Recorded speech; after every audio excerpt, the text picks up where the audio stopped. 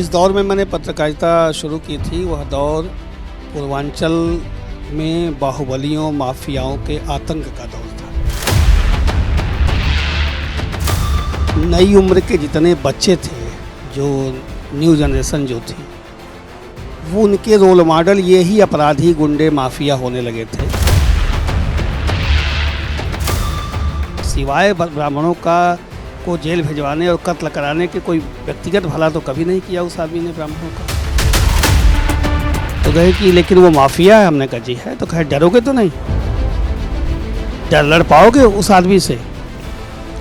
तो मैंने कहा कि जी बहन जी बिल्कुल लड़ लूँगा। देश के पहले multicast news hub live times में आपका स्वागत है। आज हम हाजिर हैं एक नए मेहमान के साथ। हमारे साथ हैं भारतीय जनता पार्टी के विधायक पूर्व मंत्री राजेश त्रिपाठी। आप एक ऐसे क्षेत्र से विधायक होकर आते हैं जो लंबे समय से इस वजह से चर्चा में रहा कि उसके जनप्रतिनिधि बाहुबली के रूप में जाने जाते थे, और आप उन्हीं को पराजित करके राजनीति में आए और आज एक मुकाम पर हैं। आपकी पहचान एक अलग तरह की है। आज आपसे हम भारतीय जनता पार्टी से लेकर के देश के विभिन्न मुद्दों पर बातचीत करेंगे और आपसे जानेंगे कि आजकल आप किन तरह की परिस्थितियों से जूझ रहे हैं। राजेश जी, आप हमें बताइएगा कि जब आप राजनीति में आए थे तब आपके क्षेत्र का क्या मनोदशा थी, आज किस तरह की परिस्थितियों से आपका क्षेत्र जूझ रहा है? देखिए, मैं 2007 में राजनीति में कदम रखा। उसके पहले मैं पत्रकारिता के क्षेत्र में 16 साल किया था जी। और जिस दौर में मैंने पत्रकारिता शुरू की थी, वह दौर पूर्वांचल में बाहुबलियों माफियाओं के आतंक का दौर था जी। नई उम्र के जितने बच्चे थे, जो न्यू जनरेशन जो थी, वो उनके रोल मॉडल ये ही अपराधी गुंडे माफिया होने लगे थे। और लोगों के मन में होता था चलो हम भी अपराध करेंगे, 2-4 कत्ल करेंगे, डकैतियाँ डालेंगे और फिर खादी पहनेंगे और नेता हो जाएंगे। तो नई उम्र के लोगों के बच्चों का रोल मॉडल ये अपराधी गुंडे माफिया बनने लगे थे। उस दौर में हमने पत्रकारिता शुरू की थी और उसमें पत्रकारिता के दौरान भी हमने उसी तरह की अपने आधार को रखा था कि नहीं, हमें अपने क्षेत्र के रोल मॉडल बदलने चाहिए। हमारे यूथ जो है वो उसका आइकान कोई और होना चाहिए, डॉक्टर, इंजीनियर, प्रोफेसर, साइंटिस्ट या एक सोशल वर्कर होना चाहिए जी। और उसी दौर में फिर मुझे ऑफ़र मिला बहुजन समाज पार्टी की मुखिया बहन मावती जी का। और मैं जब उनसे, मुझे याद है जब मैं दिल्ली उनसे मिलने गया था, पहले तो साल भर मैंने यही कहा कि नहीं मुझे राजनीति नहीं करनी। मुझे एक किस्सा पता चला था कि जब आप मिलने गए थे पहली बार तो उन्होंने पहला सवाल यही आपसे किया कि आप माफिया से कैसे लड़ेंगे। हाँ जी, तो पहले तो मैंने मना किया कि नहीं मुझे राजनीति नहीं करनी, मैं पत्रकारिता में ठीक हूँ। लेकिन बाद में जब बहुत हमारे मित्रों ने दबाव बनाया और मुझे इस बात का सौभाग्य है कि राजनीतिक आदमी कहता है दलों के पास जा कर के कि मुझे टिकट दीजिए, मैं चुनाव लड़ूंगा। मेरे साथ ये था कि पब्लिक का दबाव था कि आपको राजनीति करनी चाहिए और बिना बिना वो पेड़ों पे और होर्डिंग लगाए और पोलों पे लटके हुए मैं सीधे बहन जी के दरबार पे पहुंचा था और उन्होंने यही सवाल किया था कि क्या वो तो ब्राह्मणों का मसीहा कहता है? हमने कहा कहते तो हैं। तो कही कि कुछ ब्राह्मणों का भला किया? हमने कहा कि सिवाय ब्राह्मणों को जेल भिजवाने और कत्ल कराने के कोई व्यक्तिगत भला तो कभी नहीं किया उस आदमी ने ब्राह्मणों का। तो कहे कि लेकिन वो माफिया है। हमने कहा जी है। तो कहे डरोगे तो नहीं, डर लड़ पाओगे उस आदमी से? तो मैंने कहा कि जी बहन जी बिल्कुल लड़ लूँगा। तो कहा लड़ लोगे तो एक काम करो, लड़ो और डरना नहीं, और सरकार आएगी और अगर मेरी सरकार बनी तो मैं बर्बाद करके रख दूंगी, मैं माफियाओं को मिट्टी में मिला दूंगी। ये पहला उनका हमारा डायलॉग था। फिर मैं चुनाव लड़ा चिल्लू पाल से, बेहद आतंक के माहौल में लड़ा। इतना आतंक था कि मेरी माँ सदमे में दम तोड़ गई। वो कही कि तुम जीत तो जाओगे लेकिन 100% मारे जाओगे। ये आतंक था उन लोगों का। और मैं चुनाव फिर जीता, मेरी माँ का स्वर्गवास हो गया उसी कालखंड में, चुनाव के दौरान ही। फिर मैं मिनिस्टर भी बना और बाद में फिर पता लगा कि जिनको मिट्टी में मिलाने की बात हो रही थी वही सरकार के अंग बन गए और बाहें फैला के उन लोगों को ले लिया गया। फिर एक समय आते आते मैंने बीएसपी छोड़ दी थी 2016 में। अभी 2 बार से आप भारतीय जनता पार्टी के विधायक हैं? नहीं, मैं 2 बार बीएसपी में रहा विधायक, 2007 से 12 और 12 से 17। 2016 में मैं बीजेपी पूज्य महाराज जी का आदेश हुआ कि आप बीजेपी में वापस लौट आओ। जी।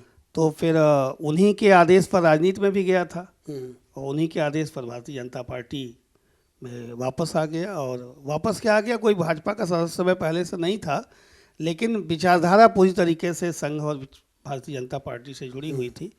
फिर मैं विधिवत सदस्यता ले लिया, आदरणीय केशव मौर्य जी तब प्रदेश अध्यक्ष थे। जी। और उसके बाद 2017 में मैं चुनाव लड़ा, तो उस समय मैं 3000 वोटों से 3200 वोटों से पराजित हो गया था। मैं 2022 में हुआ। जी। मेरे साथ एक सौभाग्य मैं आपसे शेयर करना चाहता हूं कि 2007 में जब मैं बीएसपी से चुनाव लड़ा, तो उसके पहले वहां से 5 बार से बीएसपी लगातार प्रयास कर रही थी कि चुनाव जीते, लेकिन मैं पहला व्यक्ति रहा जो बीएसपी को वहाँ चिल्लूपार विधानसभा की सीट बीएसपी के खाते में गई। वो व्यक्ति मैं था, यानी वो भी इतिहास आया मेरे जिम्मे। और जब वही आखिरी चुनाव रहा पुराने चिल्लूपार का, फिर चिल्लूपार बदल गया और नया चिल्लूपार जो हुआ वो धुरियापार चिल्लूपार मिला के हुआ। उसका भी पहली बार विधायक होने का गौरव भी मुझे ही मिला। परसीमन के बाद का भी पहला विधायक मैं ही बना। और जब 2022 में इस बार मैं चुनाव जीता हूं, तो भारतीय जनता पार्टी अपने गठन काल से या जनसंघ के काल से लगातार वहां लड़ती रही है, लेकिन पहली बार भारतीय जनता पार्टी को चिल्लूपार से भारतीय जनता पार्टी को भी वहां पे सफलता मिली। तो ये तीनों गौरव, ये सम्मान मुझे प्राप्त है, चिल्लूपार की जनता ने दिया है। आप राजनीति में आने से पहले एक तो सामाजिक सेवा के काम में थे, एक मुक्तिपथ आपने बनाया बड़हलगंज में, उसके जरिए आपकी बड़ी प्रसिद्धि हुई क्षेत्र में। उसके बनाने में आप, जैसे आपने बताया विचारधारा से आप संघ और भाजपा से जुड़े हुए थे, तो नानाजी देशमुख का एक योगदान सुनने में आता है कि आपको बड़ी मदद किया उन्होंने। क्या प्रसंग था, कैसे आप गए उनके पास? मैं बजे पत्रकारिता कर रहा था, तो मैंने अपने मित्रों के साथ मैं प्रेस क्लब के गठन में भी शामिल रहा और बड़हलगंज प्रेस क्लब बना था। और जब मैं प्रेस क्लब का महामंत्री बना, तो भारत के पूर्व प्रधानमंत्री चंद्रशेखर जी को चिल्लूपार के बड़हलगंज कस्बे में ले जा करके और शिलान्यास हम लोगों ने कराया था नेताजी सुभाष चंद्र बोस की प्रतिमा का। अच्छा। 23 जनवरी को अखबार वाले हम लोग कार्यक्रम करते थे। फिर जब उसकी स्थापना हो गई और मैं अध्यक्ष बन गया प्रेस क्लब का, तो मुझे याद है कि उस समय भारत के गृह मंत्री थे कॉमरेड इंद्रजीत गुप्त। तो कॉमरेड इंद्रजीत गुप्त को पहली बार हम लोग गोरखपुर की धरती पर, कोई आज़ादी के बाद पहला गृह मंत्री गोरखपुर की धरती पर उतरा था, केंद्रीय गृह मंत्री। और वो राजेश त्रिपाठी पत्रकार, प्रेस क्लब का अध्यक्ष, उस नेताजी सुभाष चंद्र बोस की प्रतिमा के अनावरण में लेके आए थे। ये हमारा एक तरह से कहिए कि दूसरा सामाजिक कार्य था। पहले छोटा छोटा जो है वो गांव में जन जागरण का अभियान चलाता था मैं। और फिर अचानक मेरी नज़र पड़ी श्मशान घाट पर, जहां लाशें जलती थी, और मन में ये विद्रोह, एक पत्रकार विद्रोही स्वभाव का भी होता है, ये विद्रोह उठा कि इस जगह के प्रति इतनी उपेक्षा का भाव क्यों है। लोग शमशान के प्रति लोग उसका नाम नहीं लेना चाहते, लगता है जैसे नाम लेंगे तो मर जाएंगे। और मैंने कहा कि अगर वो हमारी पूर्वजों की अंतिम जगह है, हमारी अंतिम जगह है, हमारी आने वाली संततियों पीढ़ियों की अंतिम जगह है वो है, न जाने कितने शहीदों की चिताएं जली हैं वहाँ, स्वतंत्रता संग्राम सेनानियों की चिताएं जली हैं, समाज सेवियों की चिताएं जली हैं, विद्वान वहाँ पे मिटे हैं, उनकी काया को विश्राम मिला है। वो भगवान भोलेनाथ की धरती मानी गई है सनातन संस्कृति में। तो फिर हिंदू धर्म के इतने महत्वपूर्ण अंग जहाँ शिव निवास करते हों, शहीद और स्वतंत्रता संग्राम और बड़े बड़े लोगों की चिताएं जली हों, वो उपेक्षित कैसे हो सकती है। और इस जन जागरण का अभियान एक पत्रकार के रूप में हमने शुरू किया, और उसमें बहुत बड़ी भूमिका मिली हमको, आशीर्वाद मिला पूज्य नानाजी देशमुख जी का। वो जगह जहाँ चिता जलती है और अब वो मुक्ति पथ बना है, वहीं पहली अपने ज़िंदगी की पहली शाखा लगाए थे नानाजी देशमुख जी एज ए नगर प्रचारक के रूप में। अच्छा, उसी घाट पर ही? उस घाट पर ही। तब वहाँ चिता नहीं जलती थी। तो वो हम लोगों ने उन भाव को प्रेरित किया। चूँकि नानाजी देशमुख जी बड़हलगंज में रहते थे, उनके 2-3 मित्र थे, उनके यहाँ रुकना था, तो उनके मित्रों के लड़कों को भी लेके हम लोग गए थे वहाँ, और वो भाव जगह। और नानाजी देशमुख को उस मानव काया के अंतिम पड़ाव मुक्ति पथ का शिलान्यास किया उन्होंने। फिर हम लोगों ने जन जागरण चलाया, और उस चिल्लूपार, बांसगांव, बरहज, मधुबन और घोसी और आज का खजनी, ये कोई ऐसी विधानसभा नहीं है जहां हम लोगों ने डोर टू डोर संपर्क न किया हो, लोगों को ये अभियान चलाया कि हमारी अंतिम जगह है, बहुत कुछ किया जीवन पथ के लिए, तो चलो कुछ करें मुक्ति पथ के लिए करते हुए, और अभियान चला। और आज वो इस बात का मुझे संतोष है कि लगभग जनता जनार्दन और बाद में कुछ सरकारी सहयोग मिला, लगभग 40-50 करोड़ रुपए का प्रोजेक्ट बना और अब वो पर्यटक स्थल बन चुका है और प्रदेश सरकार के क्षेत्रीय पर्यटन की सूची में उसका नाम शामिल है। और अब वहाँ एक तरफ सिंदूर मिट रहा होता है, एक तरफ सिंदूरदान हो रहा होता है, वहाँ महोत्सव होते हैं, सरयू महोत्सव होते हैं।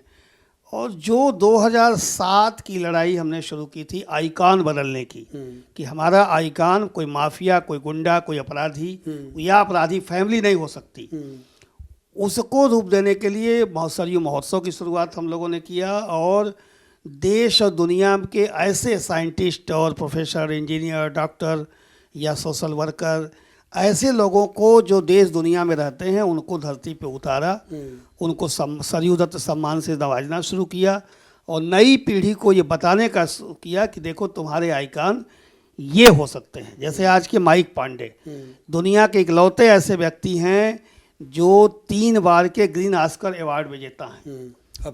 अभी उसी वहीं बड़हलगंज के पास बभनौली गांव के, नहीं जानता था कोई, लेकिन हम लोग उनको लेके गए, उनको सम्मानित किए, बुलाना शुरू किए। तो वहाँ की यूथ को लगा कि नहीं, हमारा आइकान कोई अपराधी, कोई गुंडा, माफिया फैमिली नहीं हो सकती। तो हम लोग इस कॉन्सेप्ट को, इस परसेप्शन को बदलने में कामयाब रहे और हमारी माटी अब विद्वानों की धरती के रूप में जानी जाती है, लेखकों की धरती के रूप में जानी जाती है। अपराधियों के नाम पे अब लोग मुंह बिचकाने लगे। आप जब पहला चुनाव जीते थे तो आपने एक अपराजेय विधायक को हराया था, लगातार संभवतः 7 बार के वो 6 बार के विधायक थे और 7वां चुनाव था उनका। एक जनरल परसेप्शन था कि उन्हें कोई हरा नहीं सकता है। आप बिल्कुल नए प्रत्याशी थे, राजनीति में पहली बार कोई अनुभव आपका हो रहा था चुनाव लड़ने का, क्या लग रहा था आपको? बिल्कुल आपकी ये बात सही है राजीव भाई की जिस समय जो दौर था, ये दौर ये था कि उनके इशारे पर सरकारें बना बिगड़ा करती थी और वो किसी की मदद किए हों न किए हों, लेकिन एक अघोषित गॉडफादर के रूप में अपने समाज के, ब्राह्मण समाज के रूप में उनको मान लिया गया था। और ये माना जाता था कि ये आदमी जब तक जिएगा तब तक जीतेगा। और हम लोग को भी यही लगता था, एज ए पत्रकार हम लोग को लगता था कौन है जो करेगा, क्योंकि उनकी जो कूटनीति होती थी, उनकी जो रणनीति होती थी, उनको अंतिम चरण में जातीय भावना उजागर करने, उभारने का जो उनका कला थी, ये सब चीज़ें वो फिर जातीय संघर्ष पे आकर के मामला एक तरफा हो जाता था। एक आध बार उन्होंने जो है वो, हालांकि मैं ये भी कहूँगा कि उनकी जीत में उनके आतंक का बहुत बड़ा रोल रहा, क्योंकि गांव के गांव बूथ कैप्चरिंग हो जाया करते थे। तो जब ईवीएम से चुनाव नहीं होता था, तो ईवीएम से चुनाव नहीं होता था, बैलेट पे बॉक्स लूट लिए जाते थे। उनके लोग गांव में जा करके कब्जा कर लेते थे बूथों को और वोट नहीं डालने पाता, दलित और पिछड़ा तो वोट ही नहीं डालने पाता था, कमजोर ब्राह्मण वोट नहीं डालने पाता था, कमजोर ठाकुर वोट नहीं डालने पाता था। इस दौर में वो चले थे। अब ऐसे में मुझे एकाएक आना पड़ा, पत्रकारिता से जुड़ा था और न मेरे पास बाहुबल था न मेरे पास धन बल था। मैं, आप यकीन नहीं करेंगे, जब मैं उनसे चुनाव लड़ने चला था तो मेरे खाते में 1200 रुपये थे। अब 1200 रुपये लेके चलने वाला और 12,000 करोड़ रुपए के गबन करने वाले परिवार, दोनों के बीच में क्या तुलना हमारी हो सकती है। लेकिन चला, उनके पास असलहों का सुनते हैं जखीरा रहा है। अब जिसका नाम मुख्तार अंसारी, अतीक अहमद और दाऊद इब्राहिम जैसे लोगों के साथ जिसकी दोस्ती मानी जाती रही हो, या शागिर्द लोग ये लोग रहे हो जिसके, उसके सामने जिसके पास AK-56-47 से लेके ऐसी तमाम चर्चाएं थी कि कोई ऐसा असलहा नहीं जो नेपाल के रास्ते उनके घर में जखीरा आता ना हो। एक तरफ असलहों का भंडार, एक तरफ एक कलम, तो एक कलम का सिपाही उनके सामने खड़ा था। इतनी हिम्मत कहाँ से लाए आप? इतनी हिम्मत तो ये माता पिता के संस्कार का था, और दूसरा सबसे बड़ी हिम्मत तो श्मशान दे दिया था मुझे मुक्ति पथ ने। अच्छा। कि भाई जब कुछ भी ठिकाना नहीं है, एक दिन यहीं आना है, तो कुछ करके गुजरते हैं, कुछ कर गुजरते हैं। और जनता जनार्दन की में हमारी लोकप्रियता कुछ इस तरह की, मुझे नहीं पता कि मैं लोकप्रिय था, परिणाम आया तब पता लगा। तो उस दौर में निश्चित रूप से बहुत वो भयावह तस्वीर थी। मेरे साथ कोई चलने को तैयार नहीं, मेरे साथ मुझे कोई चंदा देने को तैयार नहीं। लोग कहते थे चंदा देंगे और कहीं वो जान गए तो गड़बड़ हो छोटी सी टीम जाएगा। लेकर निकले थे आप? हम लोगों की 10-12 लोगों की सिरफिरों की टीम थी और वो ही फ्रंट पे थे। जो मुक्तिपथ में आपके ना साथ गाड़ी था ना घोड़ा था, अपनी गाड़ी खुदे चलाना। एक सज्जन ने गाड़ी दिया भी था तो अंतिम दौर में इतनी धमकी मिली कि वापस मांग लिया अपना। तो मैं अपनी 800 मेरा ड्राइवर जिसको एक रिलेटिव था वो डर गया तो वो भाग गया। तो मैं अपनी गाड़ी खुदे, मारुति 800 चलाता था। दोनों चुनाव के सुरक्षाकर्मी मुझे पीछे रहते थे। कई बार गाड़ी के तेल खत्म हो जाते थे तो सुरक्षाकर्मी तेल डलवाते थे गाड़ी में। इस विचित्र दौर में मतलब वो रावण रथी विरथ रघुवीरा, मैं रघुवीर हूँ ना वो रावण उनको कह सकता हूँ। लेकिन मैं निश्चित रूप से कह सकता हूँ कुछ वही भाव रहा। लेकिन जनता जनार्दन, यही भारत का लोकतंत्र की खूबसूरती है कि जनता चाहे तो कब जो है वो हिमालय को राई बना दे और राई को हिमालय बना दे। ये भारत की जनता का निश्चित रूप से ये वैभव है और मैं उसी में आया। वरना मैं कहीं बाहुबल और धनबल में कहीं ठहरता ही नहीं उनके सामने। तो बसपा ने आपको अपनी सरकार में मंत्री बनाया था, फिर कुछ आपके साथ ऐसा घटनाक्रम हुआ कि आपको इस्तीफा देना पड़ा बीच में, क्या प्रसंग था वो? नहीं देखिए, अब स्वाभाविक रूप से बाहुबली से लड़ा हूँ तो खामियाजा तो भुगतने के लिए माइंड मेकअप था ही। और पहले तो जो माँ ने कहा था कि बेटा जीत तो जाओगे लेकिन मारे जाओगे, तो 100% सर पे कफन बांध ही लिया था कि मरना है ही है। तो कोई बात नहीं, मरते हैं लेकिन यूनिक तरीके से मरते हैं। यूँ कायरों की तरह, काहिलों की तरह नहीं मरूंगा। तो युद्ध लड़ लिया मैंने, जीत गया। तो अब स्वाभाविक रूप से दुष्परिणाम भी आना था। तो और उन लोगों ने क्या किया, उन्हें लगा कि कहीं ऐसा ना हो कि मेरी बर्बादी के रास्ते शुरू हो जाएं। तो श्री सतीश चंद्र मिश्रा जी को माध्यम बना करके वो लोग जो बीएसपी में ज्वाइन कर लिए। मैंने एतराज़ भी किया कि भाई आप तो कह रहे थे कि तुम हरा के आओ, मैं उसे बर्बाद कर दूंगी माफिया के गुंडों को। अपने गले और अब जो है अब वो परिवार के सदस्य हो गए। फिर मुझे कहा गया कि आप खलीलाबाद, आप मेरी ड्यूटी लगा दी गई जब उनके लड़के चुनाव लड़े तो मैंने कहा कि ये तो संभव नहीं है, ये नहीं कर सकता मैं। तो मुझे कहा, ये मुझे बताया गया कि आपको पार्टी से निकाल बाहर कर दिया जाएगा। हमने कहा पार्टी से बाहर कर दो, मंत्री पद ले लो, जो चाहो ले लो, लेकिन जिसके खिलाफ लड़ के आया हूँ, कहाँ हूँ, ये गंदा है, ये अपराधी है, ये माफिया पर फैमिली है, उसके मंच पे जाकर उसके लिए वोट मांगूँ, ये पॉसिबल नहीं है। तो मैंने खलीलाबाद भी ठुकराया आदेश, मुझे बलिया लगाया गया, मैंने बलिया आदेश ठुकराया, मुझे गोरखपुर लगाया गया, मैंने वो आदेश मैंने कहा नहीं, ये नहीं होगा। अपने विचारधारा और अपनी जो सोच है उससे समझौता नहीं कर सकता। और उस पार्टी में रह के जूझता रहा। और उसी दौरान एक षड्यंत्र उन लोगों ने रचा और मुक्ति पथ को लेकर के एक मेरे ही पुराने मित्र रहे, उनको ब्रेनवास करके या जैसे भी जिन कारणों से उन लोगों ने मेरे खिलाफ एक लोकायुक्त की जांच करवाई। जांच में बहुत सारे गंदे और घिनौने इल्ज़ाम लगाए गए, लेकिन उस इल्ज़ाम में कुछ भी मिला नहीं मेरे ऊपर। और लेकिन उसमें ये आया कि भाई ये मंत्री हैं और वो जो जासूसान बना हुआ है वो भारत सरकार की नारकोटिक्स डिपार्टमेंट की घूम रही है, तो दोनों में से किसी एक पद पर इनको रहना चाहिए, ये सुझाव आया था। तो मुझे उस समय से हमारी सीएम बहन जी ने बुलाया और कहा कि देखो ये दोनों में से तुमको किसी एक पद पर रहना होगा। तो मैंने कहा बहन जी राज्य मंत्री पद छोड़ देते हैं। तो वो बल्कि बहुत नाराज हुई थी, दांत पीसी थी और कही थी कि तुम्हारा दिमाग खराब है, राज्य मंत्री पद छोड़ रहे हो। हमने कहा बहन जी जिस मुक्ति पथ ने आप जैसे लीडर से मिलवाया उसे कैसे छोड़ दूँ, जिसने विधायक बनाया, हाँ उसे कैसे छोड़ दूँ। ये तो मुख्यमंत्री खुश होता है जब चाहता है जिसको दे देता है, जब चाहता नाराज होता है ले लेता है, तो मैं इसे नहीं छोड़ूंगा। तो मैंने राज्य मंत्री पद, मुझे इस बात का आज भी संतोष है कि जिस मुक्ति पथ ने मेरी सामाजिक और राजनीतिक छवि बनाई, उस मुक्ति पथ के लिए कुछ चुनने में जब राज्य मंत्री का पद आड़े आया तो मैंने जिस मंत्री पद को पाने के लिए नेताजी लोग न जाने कौन कौन से पापड़ बेलते हैं, उस एक झटके में मैंने ठोकर मारी थी कि नहीं, मुक्ति पथ मेरी पहचान है और माँ बाप और अपनी पहचान, अपने गुरु इस तरह से छोड़े नहीं जाते। तो बिल्कुल मैंने मुक्ति पथ छोड़ दिया था और बाद में मैंने मुक्ति पथ के लिए मैंने राष्ट्रपति पद छोड़ दिया था। और जिस मुक्ति पद को जनता से भिक्षाटन करके 25 साल की लगातार संघर्ष और मेहनत में मैंने बनाया अपनी टीम के साथ, मित्रों के साथ मिलके, आज उस मुक्ति पथ को मैंने सरकार को दे दिया और मैंने कहा कि मेरा काम खत्म हुआ। अच्छा, आप गवर्नमेंट को जा चुके? मैंने गवर्नमेंट को दे दिया उससे। मैंने कहा, बल्कि आदरणीय हमारे मुख्यमंत्री पूज्य महाराज जी जो हमारे गुरु भी हैं, हमारे राजनीतिक गुरु भी हैं, आध्यात्मिक गुरु भी हैं, हमारे अभिभावक हैं, आदरणीय योगी जी महाराज ने कहा भी कि राजेश ये मत करो, क्योंकि वो बहुत मेहनत से आपने उसे बनाया है और उसको अपने पास रखो। तो कौन सा विभाग संचालित कर रहा है उसको? नगर विकास विभाग। अच्छा, नगर विकास। हमने कहा नहीं महाराज जी, मेरा काम श्मशान चलाना नहीं है, मेरा काम मुक्ति पथ, बस कॉन्सेप्ट बदलना था लोगों का कि श्मशान के प्रति गंदे भाव न रखो।